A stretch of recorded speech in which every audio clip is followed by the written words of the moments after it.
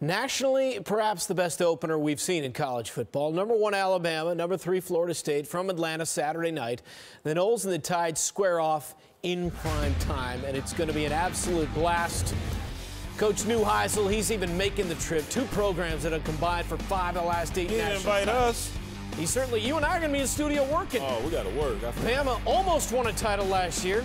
Nick Saban always reloads. I'll call. But see how you boys are doing. He does replace a record 9 players taking the first 80 picks of the draft. Now, Nick Saban, they're deep. And so is Florida State, although DeAndre Francois, he's going to need some guys that maybe we haven't heard of to step up, particularly on the outside of the backfield with no Dalvin Cook.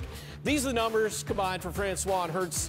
But again, both lost some serious skill. Darius Stewart, O.J. Howard are both gone for Jalen Hurts, and for Francois, I guess the big deal is he lost Dalvin Cook, the record-setting tail. Yeah, he lost 3 on that offensive line, but that may be a good thing because that offensive line, Florida State, they allowed 36 sacks a year ago. And Francois, if they can keep him upright, he's a guy who can utilize his legs as much as Jalen Hurts. Jalen Hurts versus ranked teams, he had 11 touchdowns, 8 interceptions versus those teams that weren't ranked. He had 12 touchdowns, 1 interception. I'm interested to see how he goes after, if they can get Alabama in third and long, how he goes after Derwin James and a Tavares McFadden in that Seminole secondary. One thing I know, having watched both these quarterbacks play last year, is they both have it, right? The it factor. Nothing gets too big for them.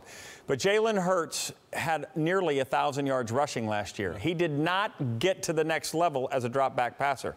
In comes Brian Dable from the New England Patriots. He's to take him to the next level as a passer, but in so doing, does he leave behind the world of RPO? That, to me, is a curious question and one I can't wait to see. And on the other side, I think DeAndre Francois is going to be fine. Hopefully some receivers come to the fore. Travis Rudolph's gone and others have departed as well. But really what's important is Derwin James' return to that defense. Does he give everybody a spark along Josh Sweat and some others to make sure that Florida State doesn't give up a big number again like they did so often last year, in particular 63 against Louisville? Christmas naughty in the trenches for that Florida State defense. They're going to have to withstand a battering round of running backs from Harris and Jacobs, and you got Hurts, of course. Who's that new guy they got there now? Najee Harris out of California. Who wins?